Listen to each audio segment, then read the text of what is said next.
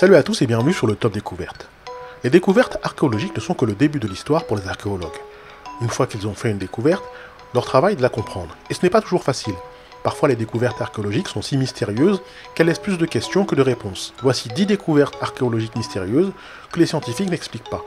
Mais avant de commencer, n'oubliez pas de vous abonner si ce n'est pas encore le cas, et de bien cliquer sur les notifications afin de ne rien manquer.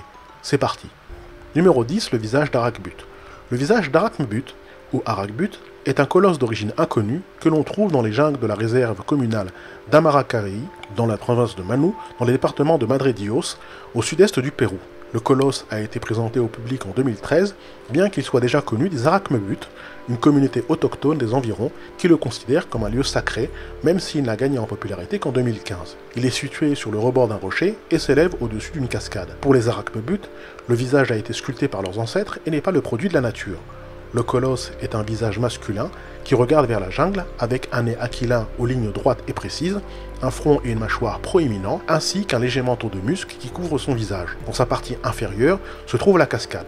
Le symbolisme d'une forte masculinité qui jaillit du colosse peut représenter un chef ou un ancêtre Arakmbut. D'autres hypothèses sont que le visage est d'origine inca et a été défini par les souverains comme un point frontalier des limites les plus orientales d'Antisuyo.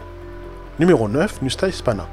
Nusta Hispana, anciennement connu sous le nom de Chuquipalta, est un site archéologique au Pérou.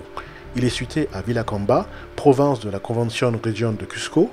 Un rocher sculpté sur le site est connu sous le nom de Yurakremi. Il était considéré comme particulièrement sacré pour les Incas. Hiram Bingham III a découvert le site le 9 août 1911.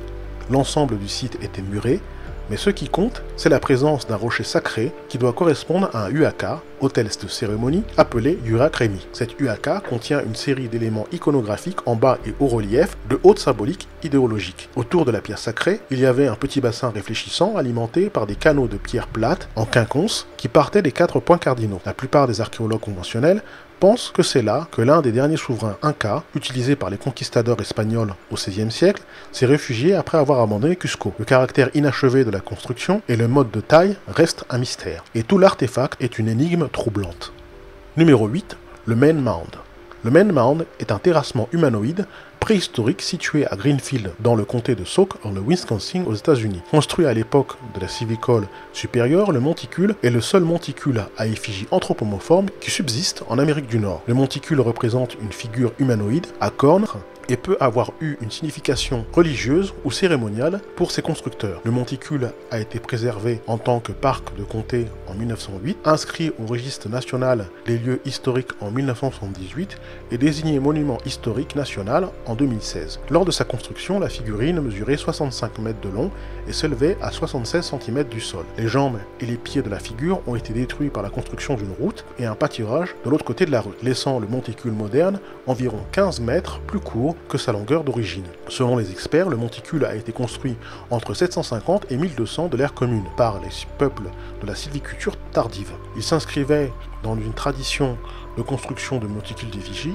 qui débuta en 750 et déclina de 1000 à 1200 de l'ère commune. Ces monticules d'effigie étaient définis par un monticule central zooforme ou anthropoforme, souvent entouré de monticules géométriques plus petits. Les monticules étaient souvent utilisés comme lieu de sépulture et avaient souvent une signification religieuse pour leurs constructeurs.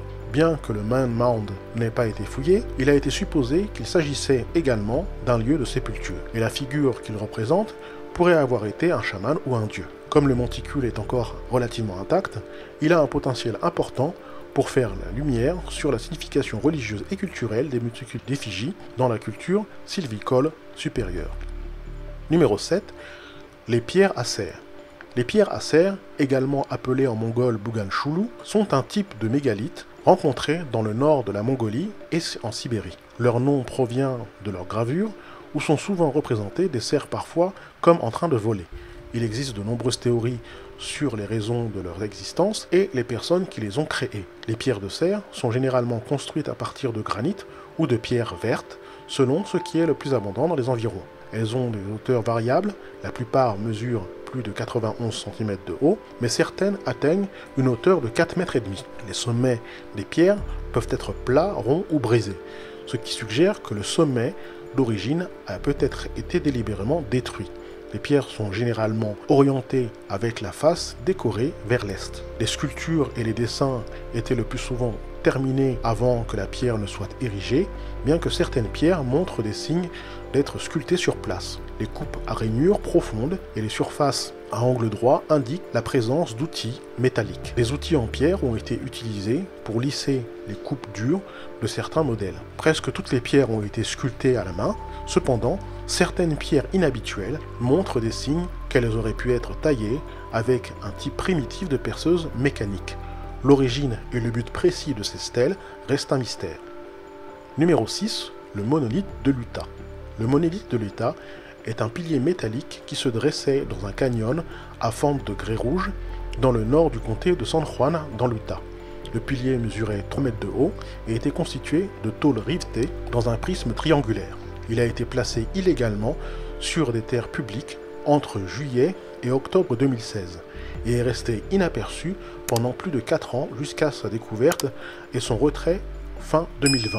L'identité de ses créateurs et l'objectif sont inconnus. Des biologistes de l'État de l'Utah ont découvert le monolithe en novembre 2020 lors d'une enquête en hélicoptère sur des mouflons d'Amérique sauvage. Quelques jours après la découverte, les membres du public ont trouvé le pilier à l'aide d'un logiciel de cartographie GPS et se sont dirigés vers l'emplacement éloigné. À la suite d'une intense couverture médiatique, il a été secrètement retiré le 27 novembre 2020 par 4 habitants de Moab dans l'Utah. Après près d'un mois en leur possession, le monolithe a été remis au Bureau of Land Management et est actuellement sur leur garde.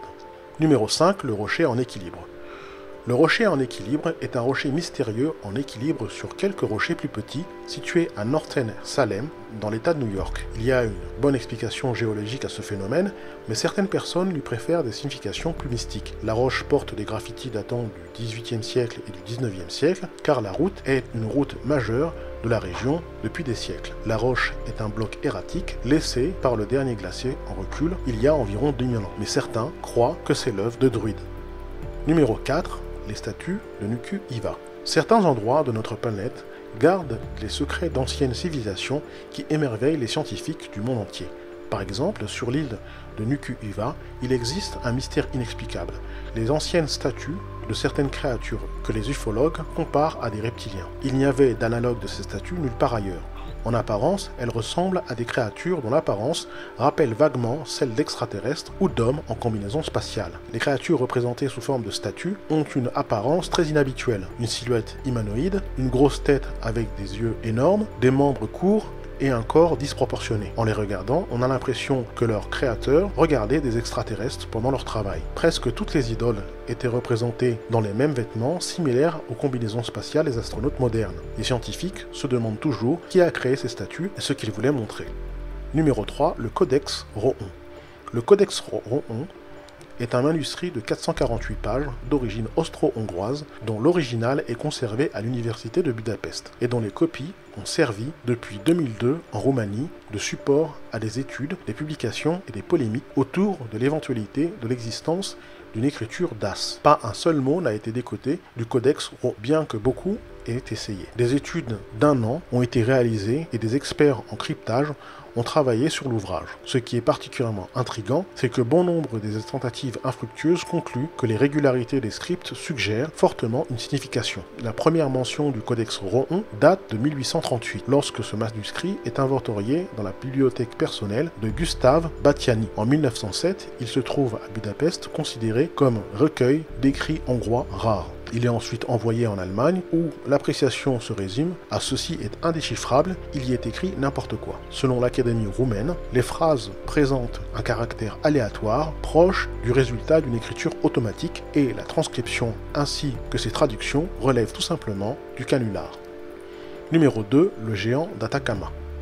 Les paysages du nord du Chili sont jalonnés d'incroyables fresques, des géoglyphes sur le flanc des collines et des pétroglyphes sur les roches. Selon les scientifiques, il s'agit de la plus grande concentration de géoglyphes au monde. Et pourtant, on ignore presque tout sur leurs auteurs et leur signification. Au Chili, on compte 11 000 géoglyphes, dont 6 000 dans la région de Tarapacá. Le géoglyphe le plus impressionnant est le géant d'Atacama, à 16 km de Huara et 84 km d'Iquique. Le flanc ouest de Cerro Unita, en plein désert d'Atacama, est couvert d'une figure anthropomorphe de 85 mètres de long. Ce motif représente un homme avec un masque de félin, un bâton de commandement et des ornements en plumes. On suppose qu'il représente soit un chaman ou Yatiri, soit la divinité andine Tunupa Tarapaka qui fit un voyage du lac Titicaca à l'océan Pacifique. Le géoglyphe est à la fois positif par un entassement de pierres et négatif par un creusement de la terre. Le géant d'Atacama aurait été réalisé par un peuple non identifié autour de l'an 1000 de l'ère commune et présente l'avantage de pouvoir être vu facilement.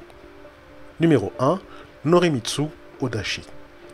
La légende raconte que cette énorme épée japonaise, datant du XVe siècle, baptisée Norimitsu Odachi, n'aurait pu être maniée que par un géant. Et pour cause, elle mesure 3,77 mètres de long et pèse 14,5 kg. Combattre armé d'un objet aussi grand et lourd demanderait un équilibre et une force hors du commun. D'autant plus qu'à la période où cette épée a été forgée, les personnes mesurant plus de 2 mètres n'étaient pas chose commune. L'Odachi, grande épée, est un type d'épée japonaise à 2 mains. La lame est courbée et sa longueur varie généralement entre 90 et 100 cm de long, mais certaines mesurent parfois près de 2 mètres. Certains pensent que des guerriers à cheval auraient pu l'utiliser, mais l'utilisation d'une épée de près de 4 mètres de long est un mystère troublant qui suscite de nombreux débats. Voilà qui termine cette liste, j'espère qu'elle vous a plu. N'hésitez pas à cliquer sur le bouton like et à vous abonner si ce n'est pas encore le cas. A très bientôt.